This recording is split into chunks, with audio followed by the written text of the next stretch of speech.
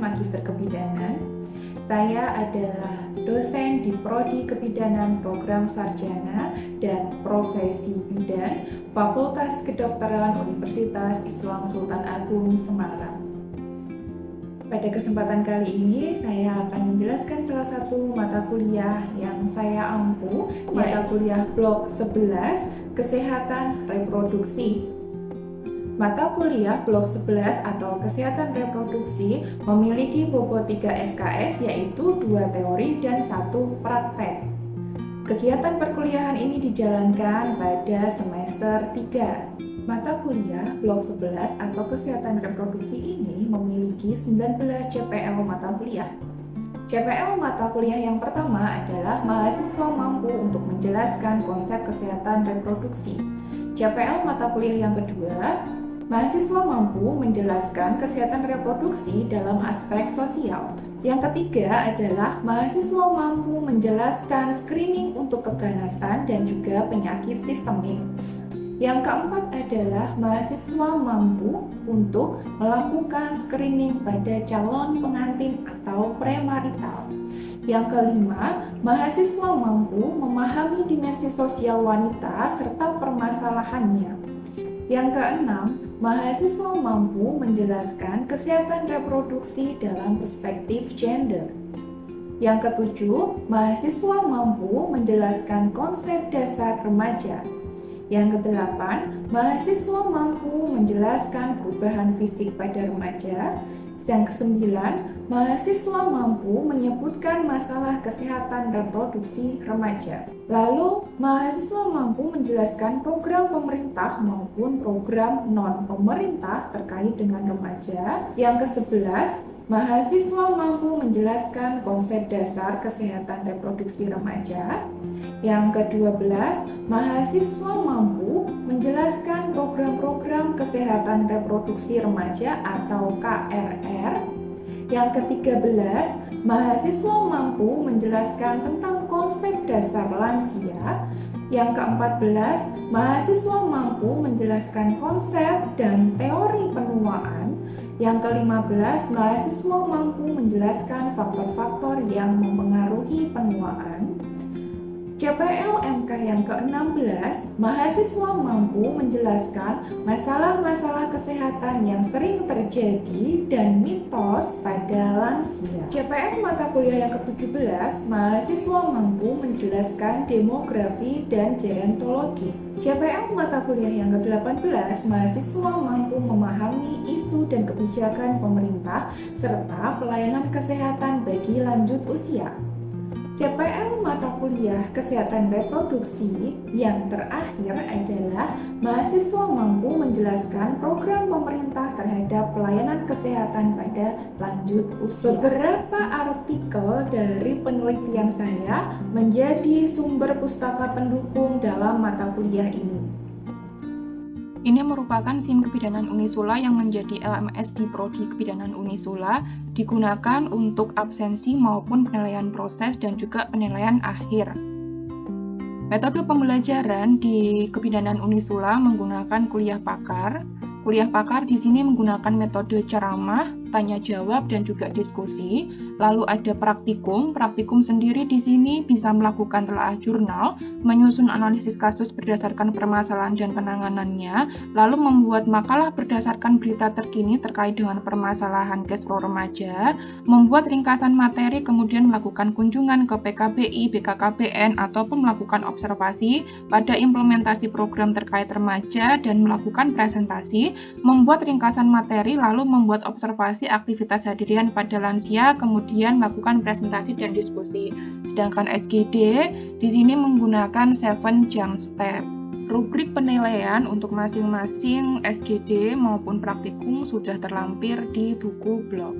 Persentase penilaian pada blok kesehatan reproduksi ini diambil dari SGD 20%, praktikum 10%, lalu untuk UTB atau ujian tengah blok adalah 30% dan ujian akhir blok 40%. Pada sesi berikutnya saya akan menampilkan video perkuliahan yaitu kuliah pakar 3 yang dilakukan pada minggu pertama atau LPM pertama di mata kuliah Kesehatan Reproduksi. Kuliah pakar tersebut akan membahas screening pada calon pengantin dengan tujuan mahasiswa akan mampu untuk melakukan screening pada calon pengantin. Bismillahirrahmanirrahim. Assalamualaikum warahmatullahi wabarakatuh.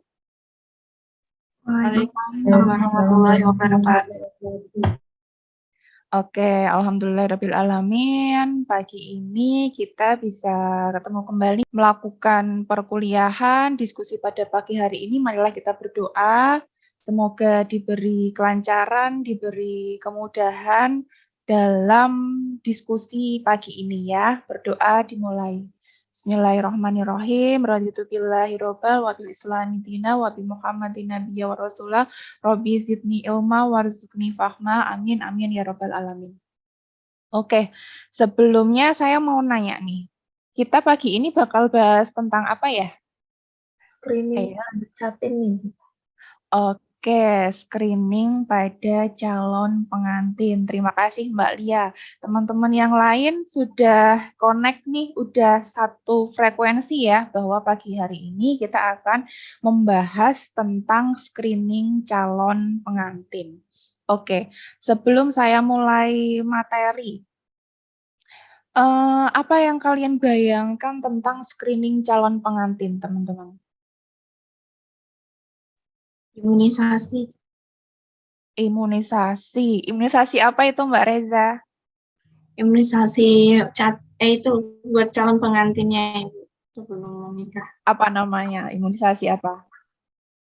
Imunisasi apa teman-teman? Imunisasi TT.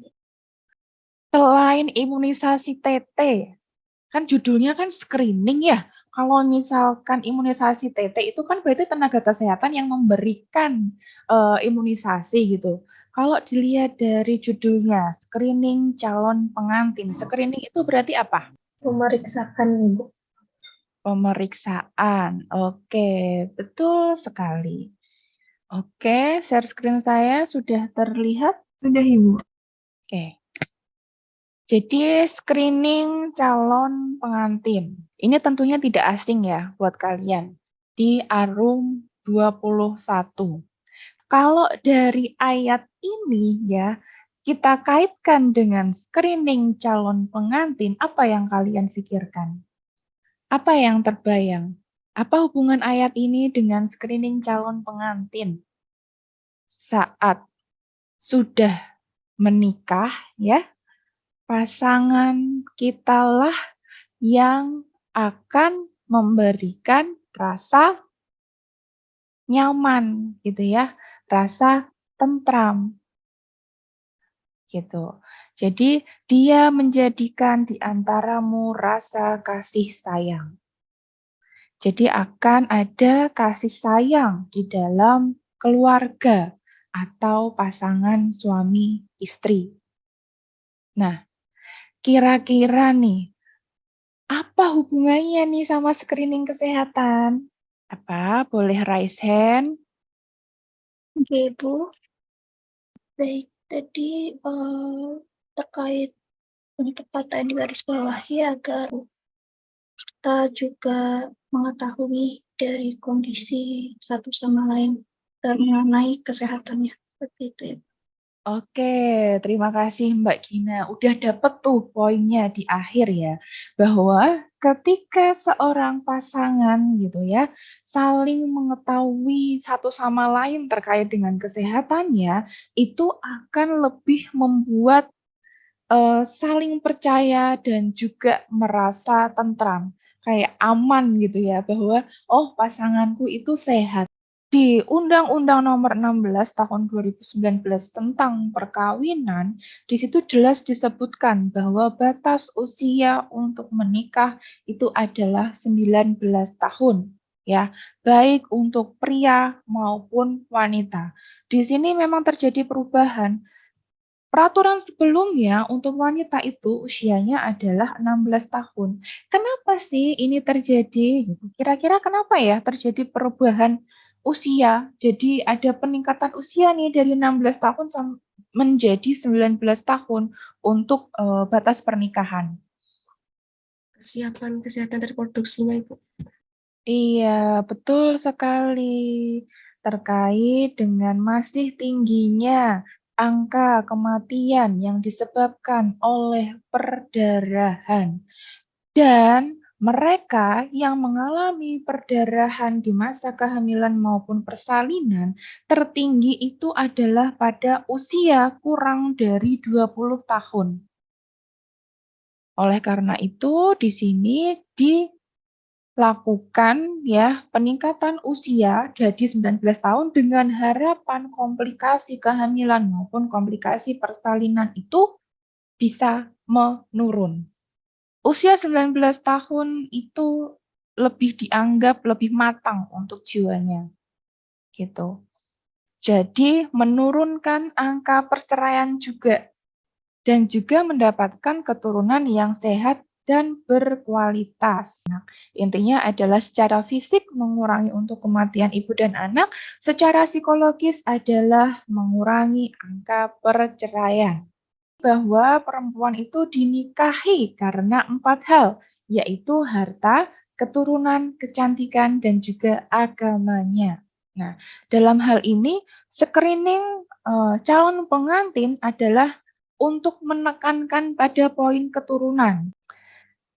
Jadi screening calon pengantin ini adalah program pengujian untuk mendiagnosa dan menangani gangguan atau kelainan yang belum diketahui sebelumnya, mencegah terjadinya resiko transmisi penyakit ke pasangan maupun ke keturunannya. Makanya tadi ya, dilakukannya minimal adalah 3 bulan sebelum menikah, karena tidak hanya bertujuan untuk menguji atau mendiagnosis, tapi juga penanganan untuk persiapan kehamilannya.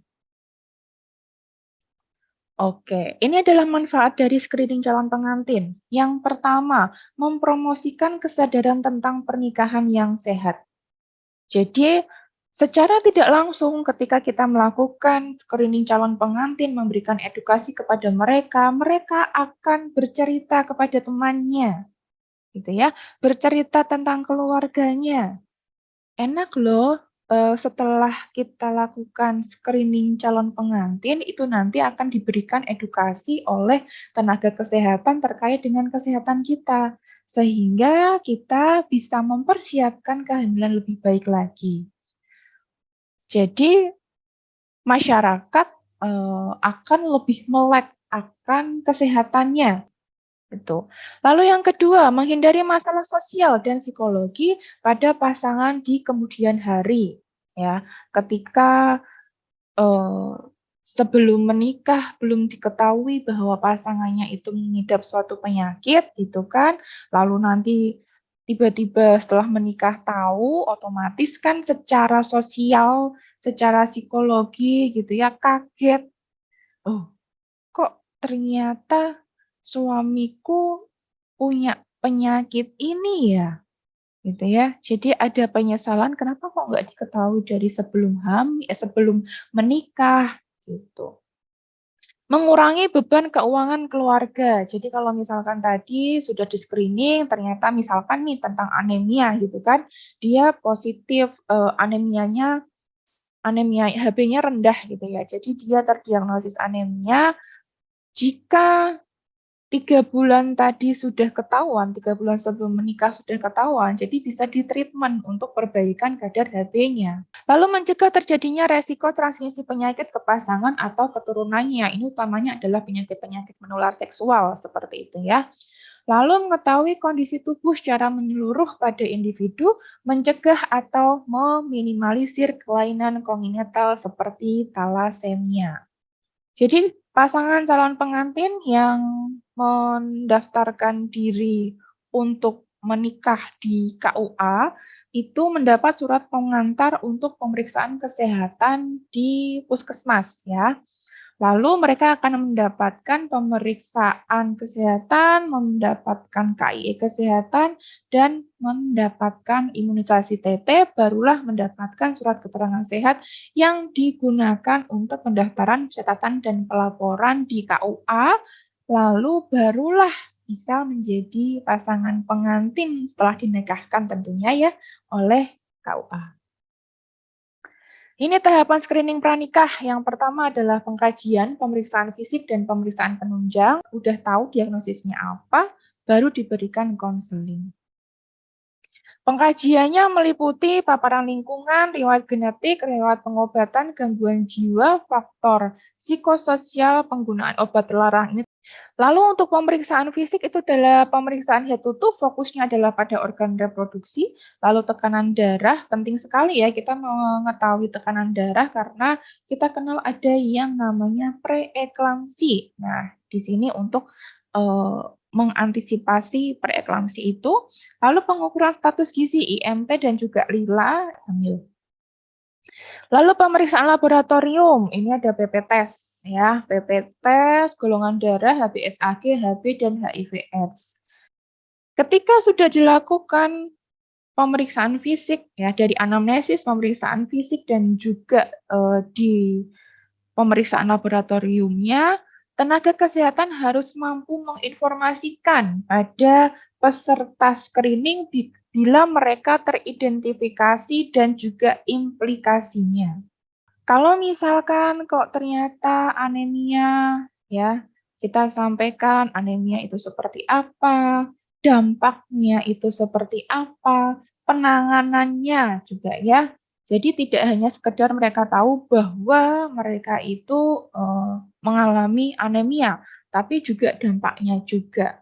Nah, dampak anemia pada kehamilan itu apa sih? Izin menjawab Ibu. Bisa terancam keguguran juga bisa, perdarahan selama kehamilan juga bisa, kemudian lahir sebelum waktunya atau persalinan prematur juga bisa. Oke, terima kasih Mbak Sofia. Betul sekali. Perlu diingat kembali bahwa anemia di kehamilan merupakan jendela stunting. Ya. Nah, ini hepatitis B. Hepatitis B itu bisa menular dari ibu ke bayi yang dikandungnya atau yang dilahirkannya. Ya, jadi ini juga bisa menular melalui hubungan seksual. Makanya penting untuk dilakukan screening untuk memutus nih penularan ke bayi ataupun ke pasangan. Lalu, kencing manis atau diabetes mellitus.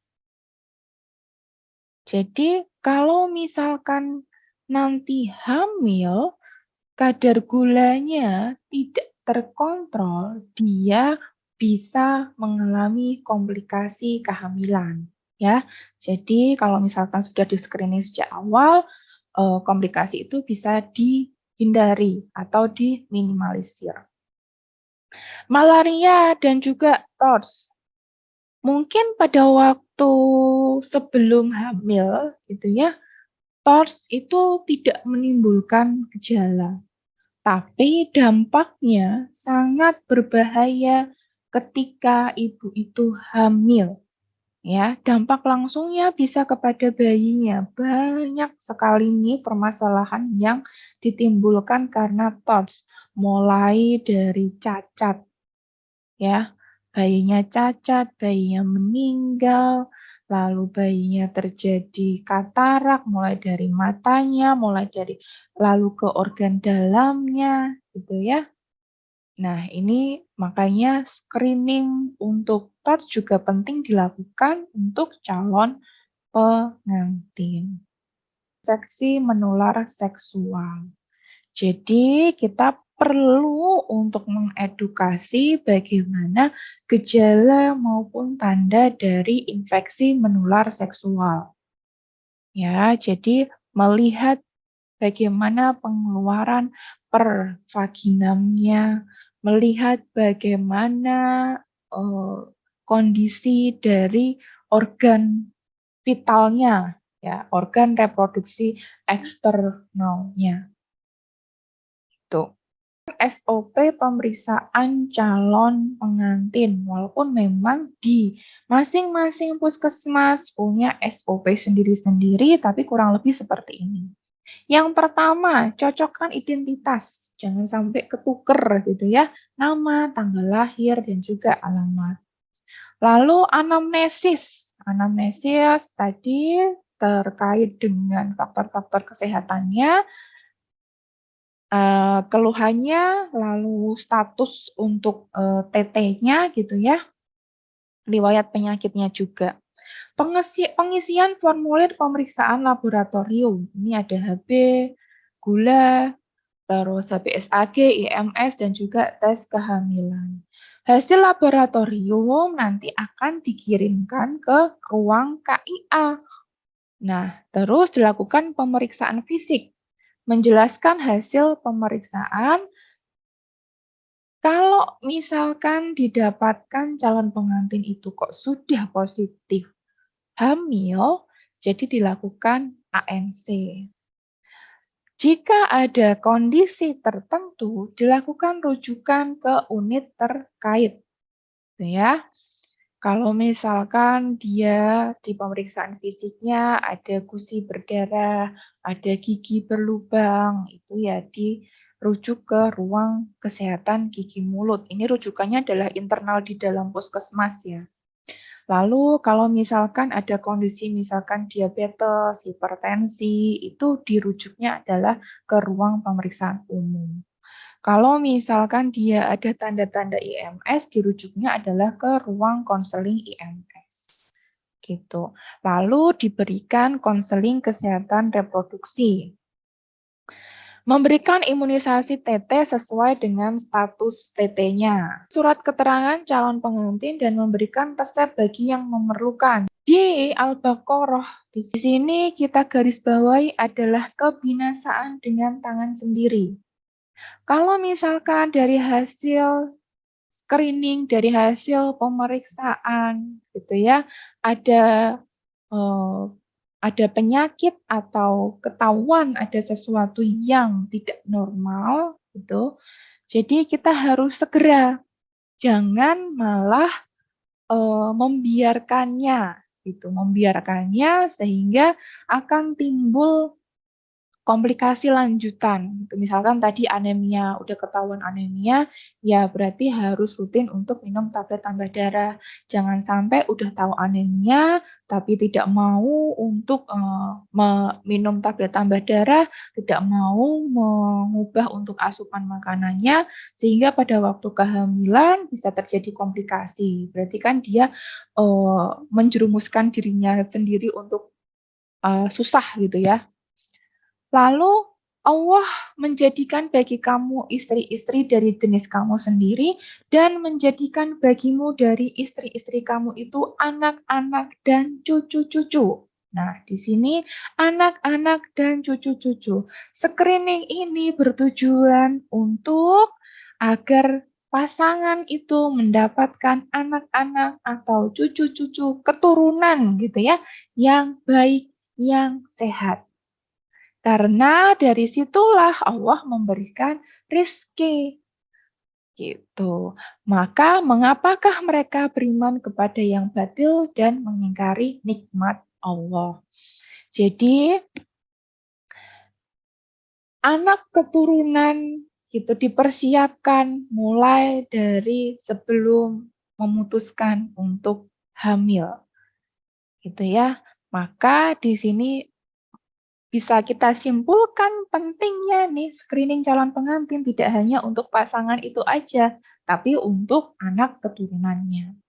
Kita lihat ada studi kualitatif persepsi calon pengantin perempuan terhadap screening prakonsepsi di Kota Jogja. Gitu.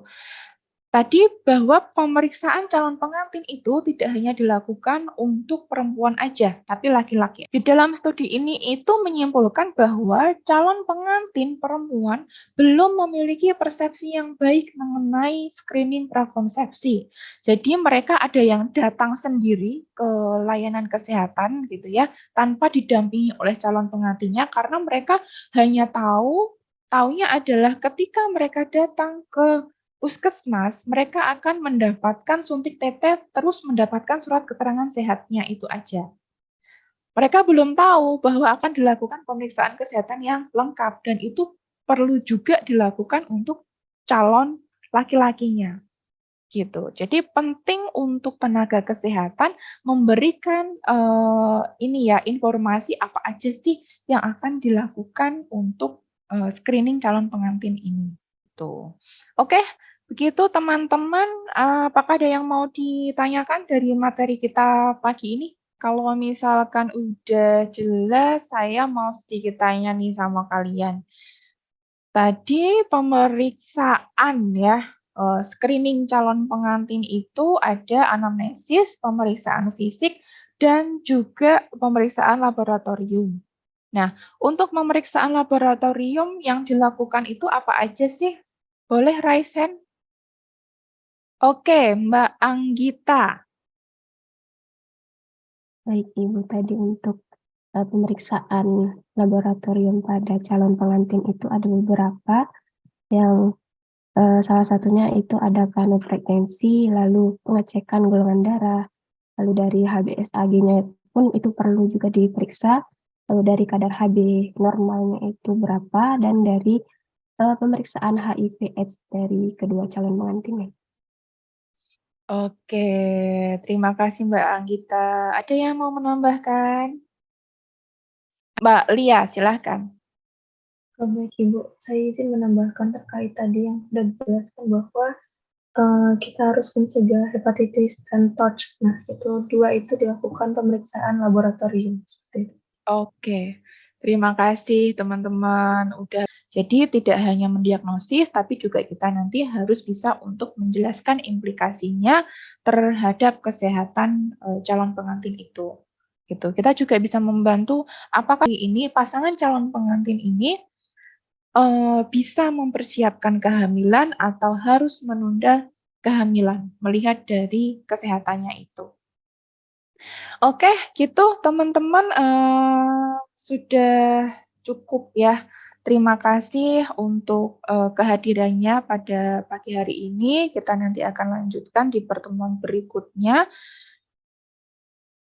Sebelum kita tutup, marilah kita tutup dengan doa penutup majelis.